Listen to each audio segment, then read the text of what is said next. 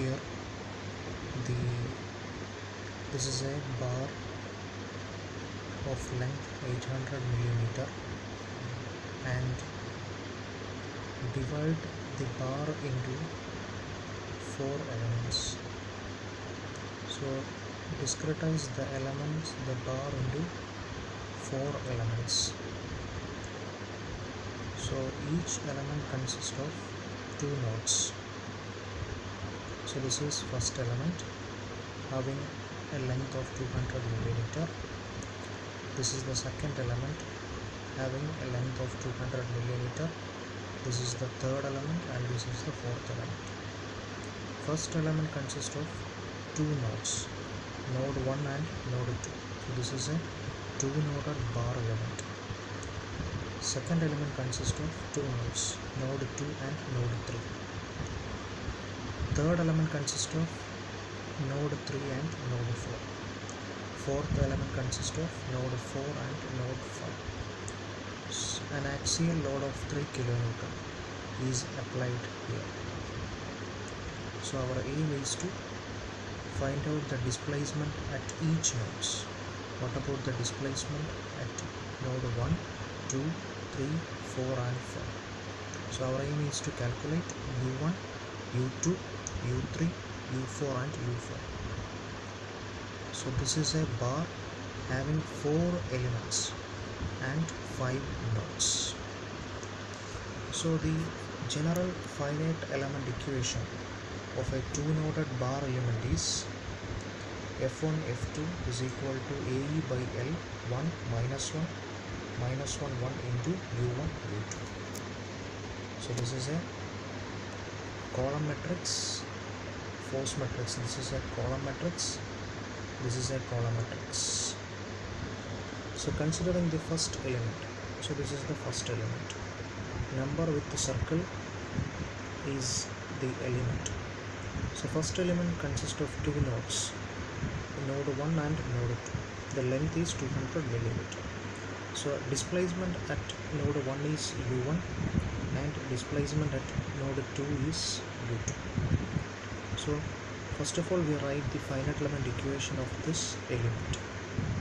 So using this general equation we write the finite element equation of this element. So A1 is area of this element, A1 into E, Young's modulus by L1. L1 is 200 millimeter into 1 minus 1 minus 1 1 into U1 U2. Here the two displacements are U1 and U2. U1 U2 is equal to F1 F2. F1 means force at node 1 is F1, force at node 2 is F2.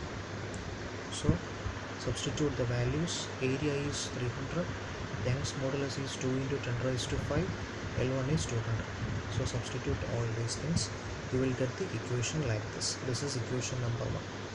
So this is the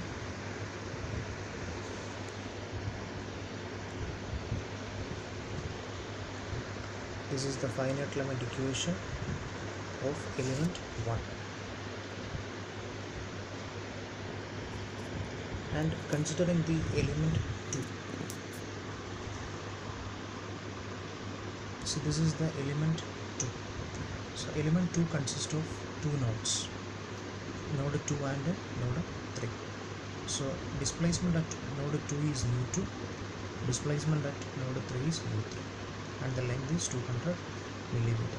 Similarly we write this equation, the finite element equation of this element. So you can see here U2 U3, because the displacements at node 2 is U2 and displacement at node 3 is U3, is equal to F2 F3. F2 means force at node 2, F3 is force at node 3. So this is the second equation. This is the second equation. Again considering the third element, this is the third element, length is 200 millimeter and the nodes are 3 and 4. So displacement at node 3 is U3, displacement at node 4 is U4. So again we write the finite element equation of this element. So this is the finite element equation of this element. Here AE by L 1 minus 1 minus 1 1 into U3 U4. Here the displacements are U3 and U4 and the forces are F3 and F4. And the final element, the fourth element, this is the fourth element. Fourth element consists of two nodes again, 4 and 5. Displacement at node 4 is U4, displacement at node 5 is U5. So the finite element equation is like this. So this is the fourth equation. So we write the different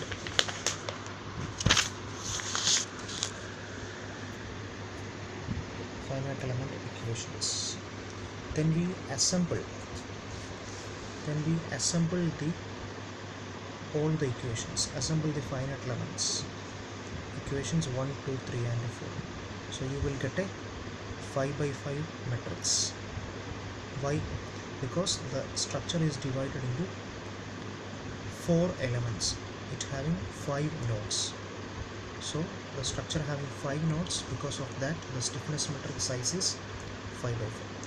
See, the rod has 5 nodes. Each node has single degrees of freedom because this is one dimensional problem. So the global stiffness matrix size is 5 by 5 matrix. So assemble all these things. So this is the global finite element equation. This is the global equation. Next is the apply the boundary conditions. So boundary conditions are at displacement at node 1 is 0. Why? Because at node 1 that point is fully fixed support. So displacement u1 is 0. Here self weight is neglected. Self weight is neglected means f1 equals f2 equals f3 is equal to f4 is equal to 0. But you know at node 5 a load of 3 into 10 raised to 3 Newton load is acting. So here f5 is 3 into 10 raised to 3 Newton. So apply all these values. Here the value of u1 is 0, f1 is 0, f2 is 0, f3 is 0, f4 is 0 because self weight is neglected. But f5 is at node 5 a load of 3 into 10 raised to 5 Newton is load is active. So substitute all the values, you will get this. And the main thing is that if the displacement at u1 is 0, you can eliminate the first row and first column. So if u1 is 0, neglect the first row and first column of stiffness matrix. So you will get again a 4 by 4 matrix. Why? You eliminate the first row and first column because u1 is 0. The remaining are u2, u3, u4 and u5. This is equation number 7. Next is solving this. By solving this using a method called Gaussian elimination method. So by Gaussian elimination method you can see this is the diagonal elements. This is the diagonal elements, and the diagonal elements, below the diagonal elements all these terms becomes 0. So this method is called the Gaussian elimination method. So you convert all the terms below the diagonal values into zeros. So this method is called the Gaussian elimination method. So using the Gaussian elimination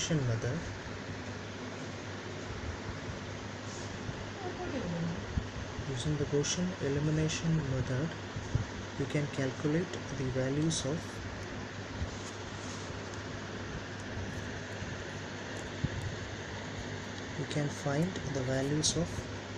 first of all you can find the values of u5. u5 is 0.04 millimeter. All other terms are 0. Then using this you can find the values of u4. So u4 minus 3 by 4 u5 is equal to 0.